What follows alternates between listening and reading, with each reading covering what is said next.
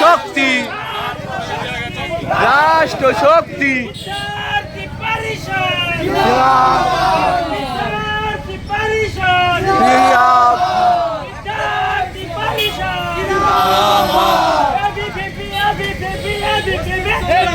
জিন্দাবাদ জিন্দাবাদ জিন্দাবাদ জিন্দাবাদ জিন্দাবাদ জিন্দাবাদ জিন্দাবাদ জিন্দাবাদ জয় জয় জয় জয় জয় শ্রীরাম জয় জয় শ্রীরাম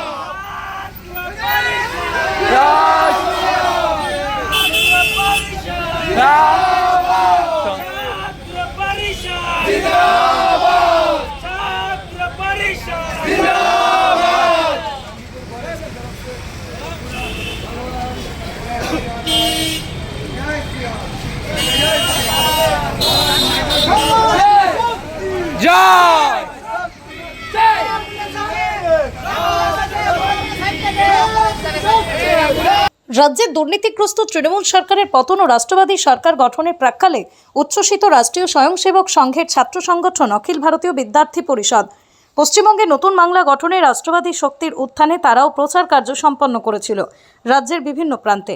জয় এসেছে সুনিশ্চিত, আর তাতেই তাদের ডাকে সাড়া দিয়ে যারা নতুন বাংলা গড়ার অংশীদার হয়েছে তাদেরকে শুভেচ্ছা জানাতে করা হয়েছে এক বাইক র্যালির আয়োজন। শান্তিপুরের বিভিন্ন প্রান্তে সাধারণ মানুষকে শুভেচ্ছা জানিয়ে তারা উপস্থিত হন শান্তিপুর কলেজে। শিক্ষা প্রতিষ্ঠানে গণতান্ত্রিক পরিবেশ ফিরিয়ে নিয়েছে দীর্ঘদিন ভোট না হওয়া, এবার নিষ্পত্তি হতে চলেছে তাদেরই হাত ধরে, এমনটাই জানিয়েছেন ছাত্র নেতৃত্ব। কি বলছেন তারা, শোনাবো বিস্তারিত।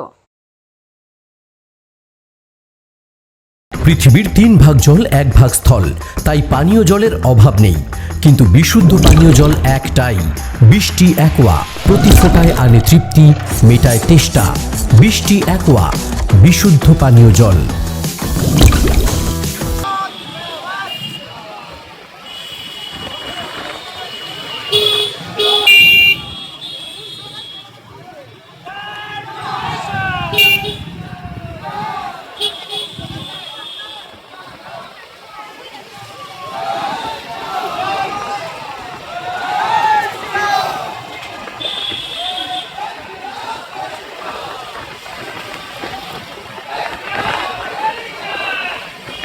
স্লোগান যা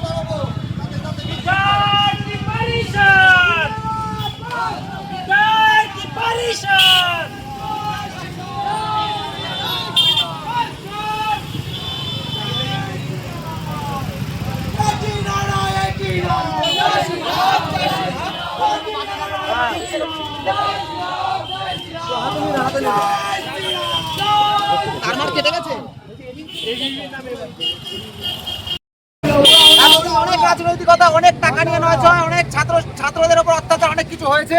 যারা মুখ বুঝে সহ্য করেছে বা রাজনৈতিক দলের শিকার হয়েছে বলে বা রাজনৈতিক দলের কথা চিন্তা ভাবনা করে তারা প্রতিবাদ করতে পারেনি, এখন তারা প্রত্যেকে প্রতিবাদ করবে, প্রত্যেকে নিজের সুযোগ সুবিধা অসুবিধাটা সবার সামনে তুলে ধরবে। প্রত্যেক ছাত্রের জন্য একটা নিজস্ব সুবিধা আছে, যে কোনো কিছু বলতে পারে।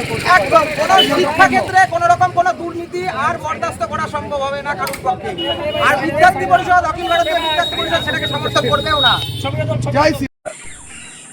শান্তিপুরবাসীকে শুভেচ্ছা জানানোর জন্য একটা বাইক র্যালির মাধ্যমে পুরো শান্তিপুরবাসীকে অভিনন্দন জানিয়েছি। কারণ যেহেতু বিগত দিনগুলোতে, বিগত বছরগুলিতে এক অত্যাচারিত এক সরকারের রাত ছিল এক কথায় বলতে গেলে, বা যত রকম অরাজনৈতিকতা, দুর্নীতি, এই দুর্নীতিগ্রস্ত সরকার যাতে পতন ঘটিয়ে রাষ্ট্রবাদী চিন্তাধারার রাজনৈতিক দল বা রাষ্ট্রীয় চিন্তার ভাবধারার সরকার যাতে গঠন হয়, সেই জন্য আমরা অনেক নাগরিকবৃন্দদের কাছে আমরা অনুরোধ রেখেছিলাম। তারা যেহেতু আমাদের উপর ভরসা করে বিপুলারে ভোট দিয়ে বিজেপির রাজনৈতিক দলকে জয়লাভ করিয়েছে, আমাদের রাজ্যে পরিবর্তন এসছে, এমনকি আমাদের বিধানসভায় পরিবর্তন এসছে, তো সেই কারণেই আমরা আজকে আমাদের শান্তিপুরবাসীর কাছে কাদের পক্ষ থেকে গেছিলেন? আমরা অখিল ভারতীয় বিদ্যার্থী পরিষদের পক্ষ থেকে গেছিলাম। তো শান্তিপুর কলেজে কি পতাকা লাগালেন কি কারণে? শান্তিপুর কলেজে পতাকা লাগালাম কারণটা হচ্ছে যেহেতু অখিল ভারতীয় বিদ্যার্থী পরিষদ, যাকে সংক্ষেপে এবিইপি বলে অনেকে পরিচিত, তো সেটা ছাত্র সংগঠন, যুব সংগঠন।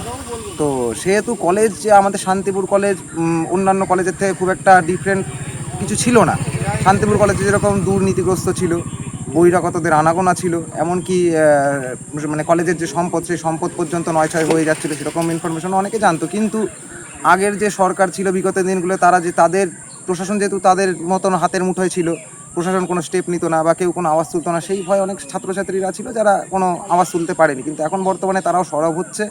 তো যেহেতু পরিবেশটা কলেজের পরিবেশের মতন ছিল না সেই মুহূর্তে, সেহেতু আমরা চাই কলেজের পরিবেশটা পঠন পাঠনের উপযুক্ত যাতে হয়, ভয়মুক্ত কলেজ হয়, ছাত্রছাত্রীরা যাতে মানে প্রকৃতভাবে ওখানে শিক্ষা লাভ করতে পারে, সেরকম একটা উদ্যোগ নেওয়ার জন্য আমরা এবিইপির পক্ষ থেকে কলেজে। দীর্ঘদিন তো নির্বাচন হয়নি, তাহলে আপনারা কি নির্বাচনের দাবি তুলবেন? নিশ্চয়ই নির্বাচন, কলেজ নির্বাচন তো আমাদের বিগত সরকারের মাননীয় থেকে ক্ষমতায় আসার পর থেকে কলেজ ইলেকশন বন্ধ করে দিয়েছিল। তো আমরা সবসময় চাই যে কলেজ ইলেকশন হোক, যেরকম অন্যান্য ইলেকশন যেরকম হয়, বিধানসভা লোকসভা ইলেকশন যেরকম হয়, সেরকম কলেজ ইলেকশনটা আমার মনে করি চালু হওয়া প্রয়োজন। তো শিক্ষার পরিবেশ কি আপনারা ফিরিয়ে নিয়ে আসতে পারবেন কি মনে হচ্ছে? অবশ্যই আমরা দেখুন, মেন কথা আমরা একা সচেতন হলে হবে না, সচেতন সবাইকে হতে হবে। তো আমরা যথেষ্ট পরিশ্রম করব, যতটা আমাদের প্রয়োজন করার ততটাই করব। স্টুডেন্টদের পাশে আমরা ছিলাম, আছি, এমনকি ভবিষ্যতেও থাকবো। বিষয়টা যেটা থাকছে সেটা হচ্ছে, যখন আমরা চেষ্টা করব, এতদিন যেহেতু ছাত্রছাত্রীর সুবিধা অসুবিধা শোনার কেউ ছিল না, কেউ তাদের ওই আওয়াজ তোলার ছিল না, বা অনেকে আওয়াজ তুলতে গেল তারা ভাবতো, দ্বিধাগ্রস্ত হতো। তা এখন আশা করি সেটা আর হবে না। তো আপনাদের সদ্য যে জয়ী হয়েছেন বিধায়ক, তার সঙ্গে বা ঊর্ধ্বতন কর্তৃপক্ষের সঙ্গে, পুলিশ প্রশাসনের সঙ্গে কথা বলেছেন? সদ্য জয়ীলাভ করা বিধায়কের সাথে কথা আমাদের হয়েছে, এখনও পর্যন্ত উচ্চতর সেরকম কারোর সাথে হয়নি, এমনকি পুলিশ প্রশাসনের সাথেও কথা হয়নি। আমরা সেটা নেক্সট টাইম করব, এমনকি কলেজ কর্তৃপক্ষের সাথে আমরা কথাবার্তা বলে যাতে পরিবেশটাকে সঠিক দিকে নিয়ন্ত্রণ করে আনা যায়। সেই দিকে পঠন পাঠনের ক্ষেত্রে পঠন পাঠন কলেজে যেটা পঠন পাঠন কি, আমি তো এক কথা ওটা বলেই দিলাম যে কলেজ পঠন পাঠন বলতে কলেজ হচ্ছে শিক্ষা লাভের জায়গা, শিক্ষার উপযোগী পরিবেশ একদম। তা সেক্ষেত্রে এতদিন আমরা দেখেছি শুধু শান্তিপুর কলেজ বলে না, পশ্চিমবাংলার বিভিন্ন কলেজে, ম্যাক্সিমাম কলেজে কোনো শিক্ষার উপযোগী কি, কলেজে যে পড়াশোনা আদেও হয় সেরকম পরিবেশ কেউ আশা করি বুকে হাত দিয়ে বলতে পারবে না এখানে আমরা পড়াশোনা করতে যাই। তাহলে আশা করি পরিবর্তন এবার ঘটবে। তাহলে আগামী দিনে নির্বাচন হবে, ইউনিট নিশ্চয়ই আপনাদেরও হবে? নিশ্চয়ই আমাদের ইউনিট হবে। আমাদের আনঅফিসিয়ালি ইউনিট ছিলও, অফিসিয়ালি ইউনিট না থাকলেও আনঅফিসিয়ালি যখন ইউনিট ছিল, আমাদের বিদ্যার্থী পরিষদের কলেজ ইউনিটের সদস্য যারা ছিল তারা অনেকে মারও খেয়েছে 2023-24 সালে। এমনকি আমি নিজে পর্যন্ত একটা টাইম বিদ্যার্থী পরিষদ প্রথম যখন অ্যাক্টিভভাবে সেরকম না করলেও বিদ্যার্থী পরিষদের সাথে যুক্ত ছিলাম 2016 সাল। আমাদের তখন 2016 সালে আমাদের শান্তিপুরের বহুত ছেলেপেলে ছিল সেই টাইমেও, তারাও মার খেয়েছিল।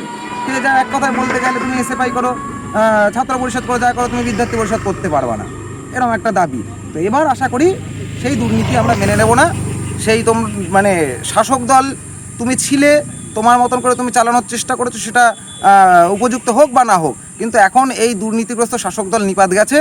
আমরা এখন চাইবো সবসময় যেটা সুনির্দিষ্ট কালের জন্য, যেটা করলে সবার মঙ্গল হয়, সেরকম একটা পদক্ষেপ আমরা নেওয়ার।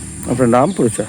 আমার নাম অয়ন সেন, শান্তিপুর নগর প্রেসিডেন্ট, অখিল ভারতীয় বিদ্যার্থী। নদিয়ার সবথেকে বড় English medium school JRS public school প্রায় 35 বিঘা জমির ওপর গড়ে উঠেছে বিশাল ক্যাম্পাস। নার্সারি থেকে শুরু করে উচ্চ মাধ্যমিক, ITI college, law college, BEd college, ভর্তি চলছে। জেআরএস পাবলিক ব্যালকনি বা সিঁড়ির রেলিং, মডিউলার কিচেন বা ড্রয়িং রুম, এক কথায় আপনার স্বপ্নের বাড়িকে করে তুলুন আরো সুন্দর। Chakdah ply centre, gorgeous look বা কোয়ালিটি সবে 3 number 1 Chakdah ply centre. Chakdah ply centre, KBM, Chakdah, Nadia. করবেন কেন করবেন বুঝতে পারছেন না তো? সঠিক গাইডলাইন পেতে আজই আসুন নদিয়ার চাকদাতে নিবেদিতা প্রাইভেট লিমিটেডে। Nivedita private limited, marketing and distribution service. Chakdah aluminium centre, ply, কাঁচ, laminates, kitchen fittings, door lock, window ও অ্যালুমিনিয়ামের খুচরো ও পাইকারি বিক্রেতা। Chakdah aluminium centre, Purbalalpur 50 number রেলগেটের পাশে, চাকদা, নদিয়া। হোমওয়ার্কটা করেছো? হ্যাঁ স্যার। এ বাবা, ভুল করেছো কেন? চোখে কেমন ঝাপসা দেখছি, লিখতে আর পড়তে খুব সমস্যা হচ্ছে।